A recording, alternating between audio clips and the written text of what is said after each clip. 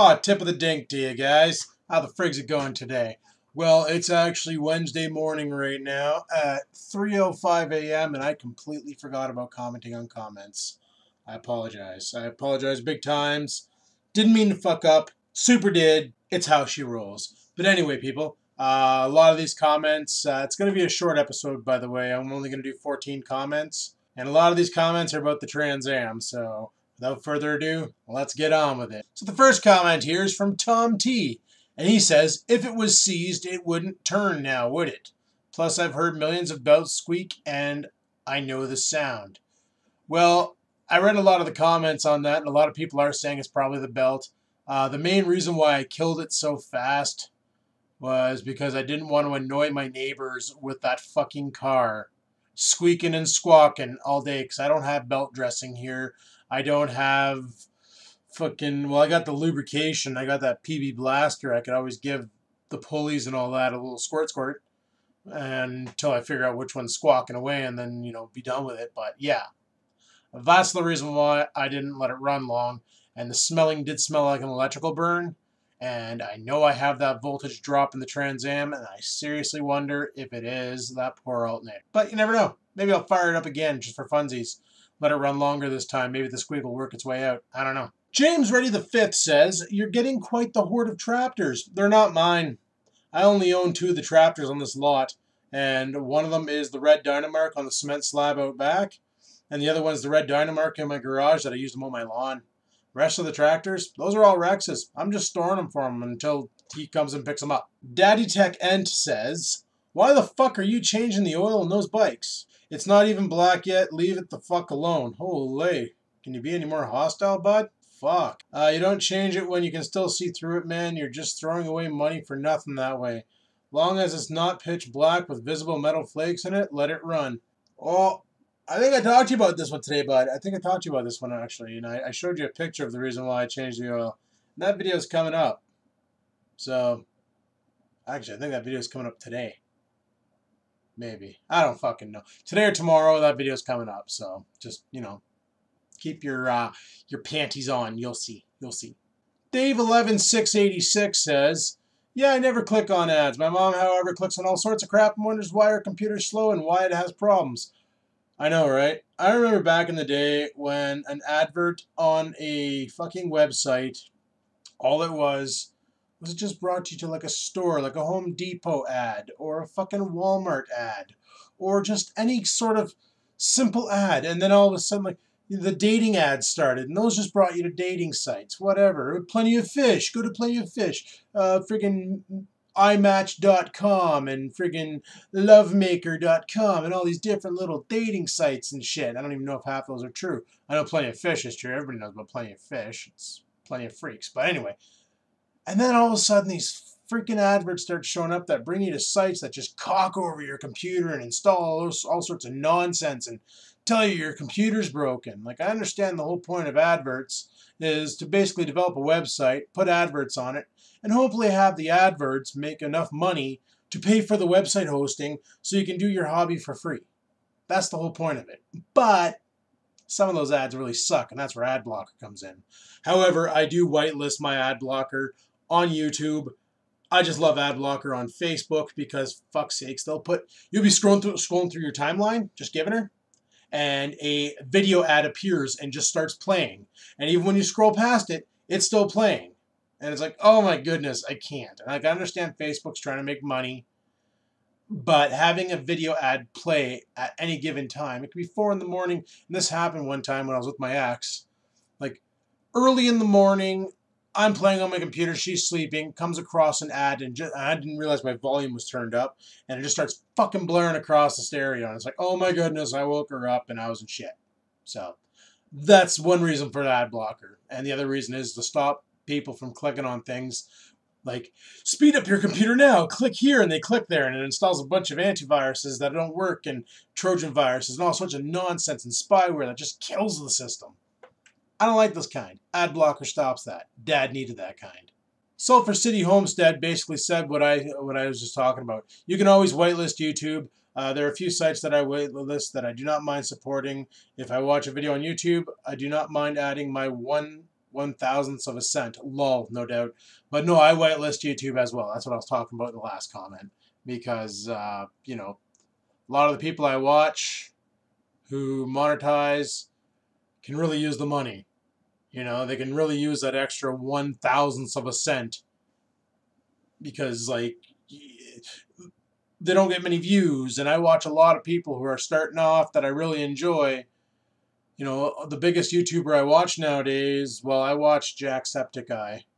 But, like, the one I've watched the most is Pug and Bloke. Like, those are the two biggest YouTubers I watch the most. So, you know, I definitely have adverts turned on for them. So, YouTube is one of those zones that's whitelisted on my ad blocker. Ram Francis UK says, Adam, you could team view in for most things. Actually, we have another program that I got to set up on Dad's computer. It's free, and it's Remote Desktop by Google Chrome. It's an add-on for your Chrome, and I've been using it to monitor my macro while I'm at work or away from the computer, because you can install it on your cell phone, and you can remote control your computers from your phone. So what I'll do is I'll be sitting, or if you have a Chrome browser on a Chromebook, you can do the same thing. But I'll sit there at work and I'll be like, oh, how's my friggin' macro doing? And I'll log into my phone and look it up and be like, oh, friggin' Chrome crashed again. Hit reload and then wait for the macro to loop and then check off the things I need to do and boom, and then turn off the phone and the macro will run again for 8 hours before it crashes again, because fuck, there's a memory leak with Macromedia Flash on Chrome, like a big one, and I don't know what the hell's causing it. And I tried it on a fresh install of Chrome and it does it there too, so it's obviously a problem with the Flash plugin and not really with Chrome. But yeah, that's a pretty cool. The TeamView works great, but so does this remote for Chrome. It's awesome. Y2KXJ says, wow, those windows or siding are majorly crooked. Dude, this whole fucking house is crooked.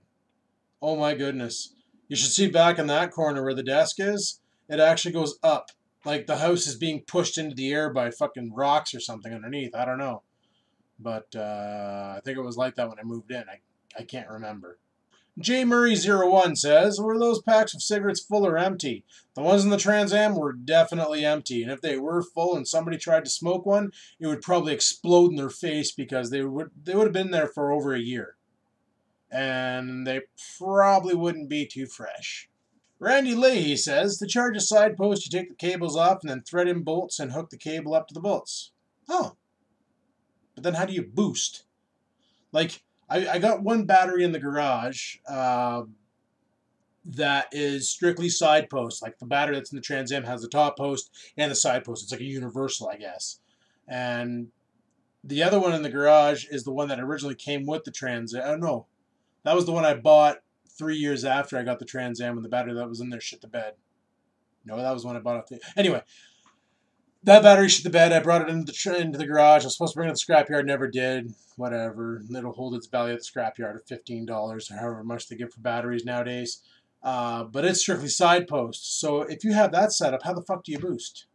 Like, you got to really carefully put the pinchers on there and be like, do not move the wire ever.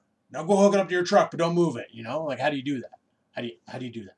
Redneck Brian says, fought the TransAm, you should consider a battery tender. I'm pretty sure he says, for the TransAm, you should consider a battery tender. So when you do want to drive it, you can, or a solar panel in the window will help as well. Well, I got that solar panel in the garage that I use just to charge that old battery there, the old TransAm battery.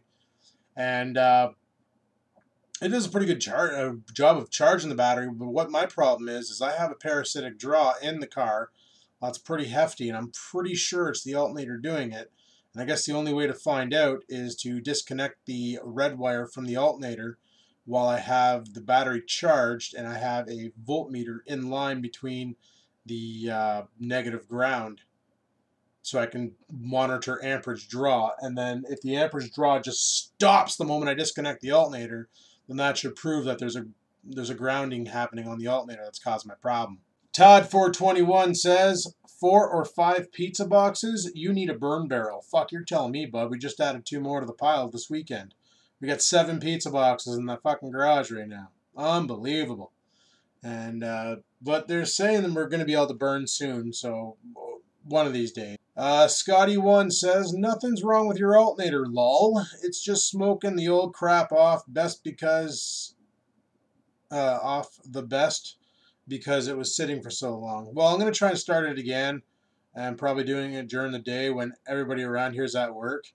And that way there, if it's really noisy, I won't piss any, well, I'll piss people off, but not too many. And I'm going to try putting some fucking PB Blaster on the different spinny parts and seeing if I can maybe make it not suck. Mike M asks, what kind of fuel do you run in that old girl? If she sat with a tank full of glorified corn squeezins for that long, corn squeezins, nice. I hope you use some type of stabilizer. Yeah, actually, I used some fuel stabilizer from, what's that fucking company? Lucas. I think it's just called Lucas. Yeah, Lucas Fuel Stabilizer. They had a deal on it last year. You get a great big fucking jug, but the jug has this like little reservoir off to the side. So like you squeeze it and it fills with the little reservoir, and that's what you pour into your tank. And it says like for like a 50-liter tank, put like this much in, and for like a 20-liter, put this much. And so I bought it to put into the mower because I had gas in there and I wasn't sure how to get the gas out. So I said fuck it, and I just stabilized it. I put it in the tractor, my not my romper. Well, I put it in the romper and I put it in the mower and the push mower and in the TransAm. And that's why it started up no problem and it ran fine except for that squawking. But you know, it's I use 87 octane in it because that's all the engine requires. It's not a high compression engine. It's definitely not a performance engine. It's just a V8 that does 170 horse. 170 horse.